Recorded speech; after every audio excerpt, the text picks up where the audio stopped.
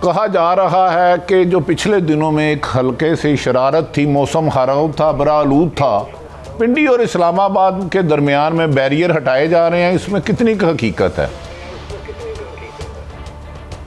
देखिए बड़ी साहब, बात बड़ी सीधी है। जो जिसको कहते हैं ना एतमाद या ट्रस्ट, या वो 100% होता है या नहीं होता। पार्शियल ट्रस्ट या टुकड़ों वाला ट्रस्ट नहीं होता। ट्रस्ट की तो बात अब वो रही नहीं। जो भी वजूहात थी, गलत थी, सही थी, दुनियावी थी या दीनी थी, जो भी वजूहात थी वो एक खराश तो आ गई है, जिसको कहते हैं हवा में खलिश आ गई है। अब आप जितना मर्जी डैमेज कंट्रोल कर लें। कल हमने देखा फ़ोटो, एक अपॉर्चुनिटी भी क्रिएट की गई। NCOC की मीटिंग थी, वहाँ पे आर्मी चीफ भी गए, वहाँ पे प्राइम मिनिस्टर साहब गए, वहाँ पे जनरल फैज़ भी गए। हालांकि कल की बात बनती नहीं थी NCOC की कि कोई क़यामत नहीं आई हुई थी। लोएस्ट डेथ काउंट था जुलाई से लेके अब तक, और बिल्कुल कोई इस वक्त डेंगू ज़्यादा बड़ा मसला है, NCOC बड़ा मसला नहीं है, कोविड इतना बड़ा। तो दिखाया गया कि all is well type thing. फिर बाद में आर्मी चीफ के कल ही दौरे पे चले गए ISI के। तो व्हील्स विद इन व्हील्स तो मोशन में चल रहे हैं। आज भी जो टेलीविज़न पे हम देख रहे हैं, दोनों साइड्स अपना अपना इमेज बिल्डअप कर रही हैं। प्रिटेंड तो करेंगे कि हालात बिल्कुल जी कोई बड़ी बात नहीं थी। बड़ी बात तो है, आज देखिए आज क्या तारीख हो गई है, 19 तारीख हो गई है। 6 का हुआ हुआ फैसला, आज 19 हो गई है। अभी तक इस पर कोई चीज़ नहीं सामने हुई, सेटल नहीं हुआ। ठीक है, इंटीरियर मिनिस्टर ने कह दिया जुमे हफ्ते तक हो जाएगा, लेकिन बहुत सा पानी पुलों के नीचे से गुजर गया है। और अब 2 सवाल उठेंगे बड़े इंटरेस्टिंग। अगर वज़ीर आज़म वही अपॉइंटमेंट कर देते हैं ISI चीफ की, तो लोग के जब हमारे पंजाबी में कहते हैं फिर दुच मेंगड़ियाँ पाण दी की लोड़ सी। और अगर चेंज कर देते हैं नाम, जो मुझे नहीं लगता कि पॉसिबिलिटी है, बल्कि वही नाम रहेगा, अगर चेंज कर देते हैं तो फिर आर्मी चीफ के ऊपर बड़ी बातें आती थी कि ठीक है जी, क्या आपने बगैर पूछे किया था, या अगर आपकी अपॉइंटमेंट नहीं रहती तो फिर उनका रहना बड़ा मुश्किल हो जाता है। सो आइदर वे इसमें विन विन किसी के लिए नहीं है। अच्छा, आप ये तो कह सकते हैं कि कितना कम नुकसान हुआ या ज़्यादा हुआ। मालिक साहब, मैं अरशद साहब सुना है कि आप कहीं टाइपिंग हो रही हो तो वो डॉक्यूमेंट्स आपके पास चल के आ जाते हैं। क्या इतना मुश्किल काम था कि DG ISI की तैनाती जिसमें 15-16 रोज़ लग जाए? क्या इतनी मुश्किलात हैं? पहले दौर में तो चलो ऊँटों पे जाते थे लोग, सफ़र बहुत ज़्यादा हो जाता था कि एक शहर से दूसरे शहर में जाने में महीने लग जाते थे।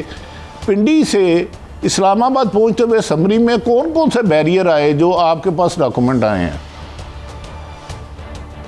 अच्छा भट्टी साहब, एक तो डॉक्यूमेंट चल के कभी भी नहीं आते। आप माशाल्लाह से उन चंद एंकर्स में से हैं जो कि बाकायदा रिपोर्टर हैं, और आपको पता है कि साल की मेहनत के बाद आप सोर्सेज कल्टीवेट करते हैं, और अभी भी डॉक्यूमेंट निकालने के लिए आपको ख़ुद जाना पड़ता है। दफ्तर में बैठ के आपको कभी भी चीज़ें नहीं मिलती, वो फिर किसी ना किसी का इंटरेस्ट होता है। दूसरा, आपने मौसम की बात की और पिंडी इस्लामाबाद के दरमियान बैरियर्स की, तो सिक्योरिटी सूरत हाल जो थी वॉर ऑन टेरर के बाद, ऑपरेशन रद्दुल फसाद के बाद काफ़ी बेहतरी आई पिंडी इस्लामाबाद में। एक वो दौर भी था जब काफ़ी ज़्यादा सिक्योरिटी बैरियर्स होते थे, और फिर जनरल कियानी का अगर फर्स्ट कमांड कम्युनिके आप उठा के देखें और उसके बाद से एक जो सिलसिला आप देखते हैं कि मुल्क में कदरे बेहतरी आई, और पिंडी इस्लामाबाद के दरमियान वाकई बैरियर्स होते थे, सिक्योरिटी बैरियर्स काफ़ी होते थे, वो सब तमाम के तमाम रिमूव हो चुके हैं। और इस वक्त अनलेस के कोई स्पेशल ओकेजन हो, उसके अलावा बैरियर्स नहीं आते। जहाँ दूसरी आपने बात की कि जिस समरी को इतना टाइम क्यों लगा,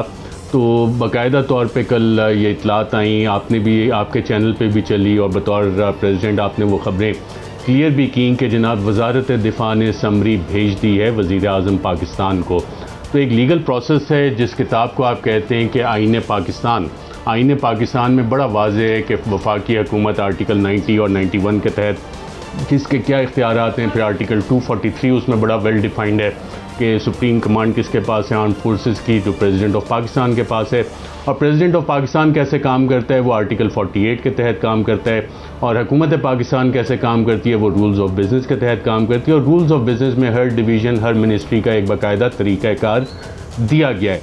तो अगर हुकूमत पाकिस्तान और अफवाज पाकिस्तान और आर्मी चीफ, आपको याद होगा एक दफ़ा नहीं मुतअद्दिद बार ये बात कह चुके हैं कि अगर पाकिस्तान ने आगे जाना तो हम सबको कानून को फॉलो करना होगा। उन्होंने ये बात भी आपको याद होगा कही थी कि जनाब कोई भी शख्स इदारों से बड़ा नहीं होता, कोई भी इदारा मुल्क से बड़ा नहीं होता। अच्छा, मैं अरशद साहब आपको रोकूंगा, इसके बाद मलिक साहब बेताब है। एक तो आप यकीनन सही फरमा रहे हैं, कानून, रूल ऑफ लॉ, आइन। इससे पहले फैद हमीद साहब की कितने दिन रुकी, आसम मनीर साहब की कितने दिन रुकी, और इससे पहले जो तबादले होते रहे, आइन और कानून सिर्फ इसी समरी में आना था कि इससे पहले भी था कि कोई नया अमेंडमेंट तो नहीं हुई 3-4 दिन पहले? आपका बहुत अच्छा सवाल है और ये एक बड़ा जेन्युइन सवाल है जो कि उठाया भी जा रहा है। जो अपॉइंटमेंट्स का तरीका है, अगर आप चेक कर लें और आपके ज़राए, आपकी चिड़िया जो है पिंडी इस्लामाबाद में कोई भी मूवमेंट होती है तो आरिफ भट्टी को पहले पता लग जाता है। तो जब नेवल चीफ की अपॉइंटमेंट होनी थी तो उस वक्त भी वज़ीर आज़म ने 3 प्रोस्पेक्टिव कैंडिडेट्स के साथ बाकायदा तौर पर मुलाकात की थी, और मैंने दोबारा ये चेक किया है वज़ीर आज़म हाउस के ज़राए से, उन्होंने ये बात कन्फर्म की। जब chief of the air staff की अपॉइंटमेंट होनी थी तो उस वक्त भी उन्होंने 3 प्रोस्पेक्टिव कैंडिडेट्स के साथ मुलाकात की। जब मिलिट्री सेक्रेटरी की अपॉइंटमेंट की इशू था उस वक्त भी उन्होंने प्रोस्पेक्टिव जो कैंडिडेट्स थे उनके इंटरव्यू किया और पूरा प्रोसेस उस हवाले से फॉलो भी हुआ था। अब आपने बात की कि आपने बाकायदा तौर पे एक पर्टिकुलर नाम लिया, लेफ्टिनेंट फैज़ हमीद, जो इनकम्बेंट DG ISI हैं, जिनकी बहुत सारी खिदमात भी हैं। और मैंने एक और नाम भी लिया उनसे पहले, जिन्हें शायद न्यूर से पहले तब्दील कर दिया गया था, बिल्कुल, मुझे पता नहीं। आसिम मुनीर, एग्जैक्टली, लेफ्टिनेंट आसिम मुनीर साहब जो DGMI रहे, DGMI के बाद DG ISI भी रहे, कोर कमांडर गुजरांवाला और अब क्वार्टर मास्टर जनरल हैं, और उनकी अपॉइंटमेंट भी हुई थी बतौर DG ISI। तो ये वो चीज़ें हैं जिस पे कि यकीनन आपका बड़ा वैलिड सवाल है कि उस पर क्या कानून खामोश था। तो इस पे अगर वज़ीर आज़म हाउस से वर्जन लें तो मज़ीद चीज़ें वाज़ेह हो सकती हैं। लेकिन इस सारे मामले से हट के, क्योंकि आप माशाल्लाह एक क्राइम रिपोर्टर भी रहे, मैं आपसे एक सवाल कर लेता हूँ, और आपने ऐसे मुतअद्दिद केसेस कवर किए होंगे क्राइम रिपोर्टर, इस चीज़ से टोटली हट के जिसका इस चीज़ से ताल्लुक़ नहीं है।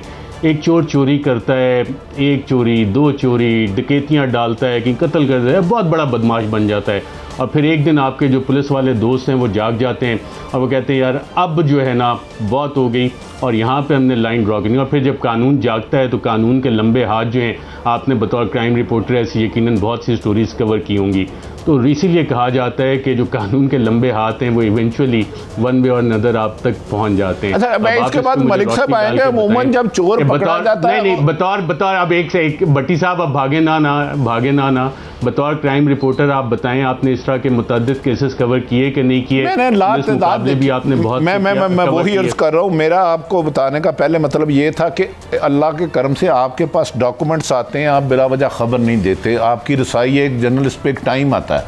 सिर्फ मेरी गुजारिश है, मैंने ऐसे मुल्ज़मान को तो देखी है लेकिन मैंने मुनसिफों को दूसरी तरफ चोरी का आर्डर देते हुए नहीं देखा। खैर मलिक साहब आपका कोई सवाल? मालिक, मैं ज़रा आपके एक्सपीरियंस से एक चीज़ ज़रा डिस्कस करना चाह रहा हूँ। पहले मैं I would like to give my understanding.